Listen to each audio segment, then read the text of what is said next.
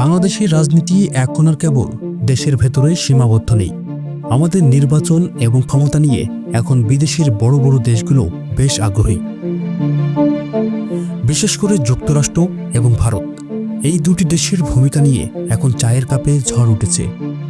12ই ফেব্রুয়ারি নির্বাচন যত এগিয়ে আসছে, এই দেশ দুটির তৎপরতা ততই বাড়ছে। আজকের বিশ্লেষণে আমরা একদম সহজ ভাষায় বোঝার চেষ্টা করব বাংলাদেশের উপরে আসলে কার প্রভাব কতটা এবং কেন। যুক্তরাষ্ট্র বা ওয়াশিংটন এখন বাংলাদেশের নির্বাচন নিয়ে খুব সোচ্চার। তারা বারবার বলছে বাংলাদেশে একটি অবাধ ও সুষ্ঠু নির্বাচন হতে হবে। কিন্তু কেন তারা এত আগ্রহী? যুক্তরাষ্ট্র মনে করে বাংলাদেশে গণতন্ত্র শক্তিশালী থাকলে এই অঞ্চলে তাদের প্রভাব বজায় রাখা সহজ হবে। তবে এর পেছনে কেবল গণতন্ত্র নয়, কিছু কৌশলগত কারণও আছে। মাঝে মধ্যে একটি আলোচনা শোনা যায় যে যুক্তরাষ্ট্র কি সেন্ট মার্টিন দ্বীপে ঘাঁটি করতে চায়, যদিও তারা এটি সরাসরি অস্বীকার করেছে।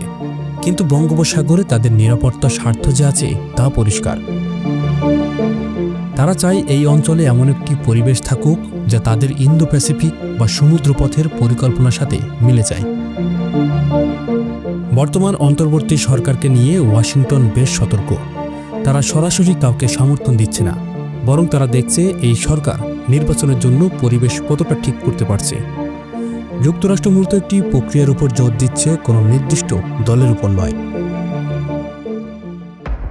বাংলাদেশের রাজনীতিতে ভারতের প্রভাব ঐতিহাসিকভাবেই অনেক বেশি। তবে শেখ হাসিনা দেশ ছাড়ার পর ভারতের অবস্থান কিছুটা বদলেছে।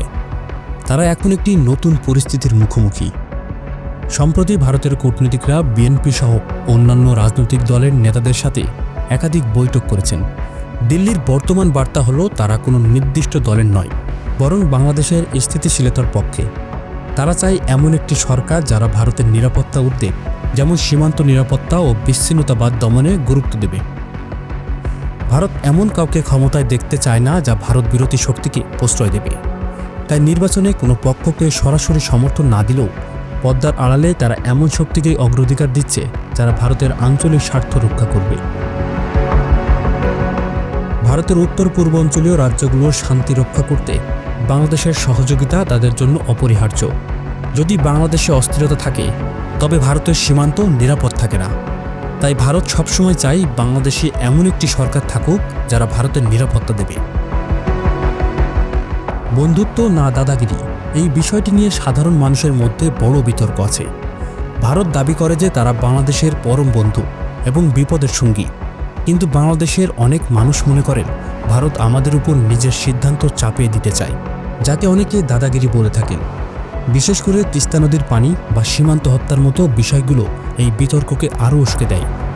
শেখ হাসিনা না থাকায় ভারত এখন সরাসরি কিছু না বললেও পর্দার আড়ালে তারা এমন শক্তি খুঁজছে যা তাদের স্বার্থ রক্ষা করবে। সম্প্রতি ভারতীয় বিদেশমন্ত্রী জানিয়েছে তারা বাংলাদেশে একটি গণতান্ত্রিক প্রক্রিয়ার মাধ্যমে স্থিতিশীলতা দেখতে চায়। অর্থাৎ তারা সরাসরি কোনো প্রার্থীর নাম না নিলেও পদ্ধতিগতভাবে ধারাবাহিকতা বজায় রাখার উপর জোর দিচ্ছে। যুক্তরাষ্ট্রের প্রভাব মূলত নীতিগত এবং কূটনৈতিক। তারা ভিসানীতি বা বাণিজ্যিক নিষেধাজ্ঞার ভয় দেখিয়ে চাপ তৈরি করে। অন্যদিকে ভারতের প্রভাব অনেক বেশি গভীর এবং সরাসরি। আমাদের বিদ্যুৎ, নিত্য প্রয়োজনীয় পণ্য, সীমান্ত এবং হাজার বছরের সংস্কৃতি সবকিছুর সাথে ভারত জড়িত। তাই ভারতের প্রভাব মাঠ পর্যায়ে অনেক বেশি অনুভূত হয়। ওয়াশিংটন চায় একটি মানদণ্ড বা নিয়ম বজায় থাকুক, আর দিল্লি চায় তাদের নিরাপত্তা ও স্বার্থ যেন কোনোভাবেই নষ্ট না হয়। এই দুই দেশের টানাটানিতে বাংলাদেশের রাজনীতি মাঝে মধ্যে জটিল হয়ে ওঠে। বিদেশি দেশগুলো কেবল পরামর্শ বা চাপ দিতে পারে, কিন্তু আসল ক্ষমতা বাংলাদেশের সাধারণ মানুষের হাতে। শেষ পর্যন্ত ভোটাররা কাকে পছন্দ করেছেন এবং এদেশের মানুষ কি চাইছে, সেটাই হওয়া উচিত সবচেয়ে বড় প্রভাব।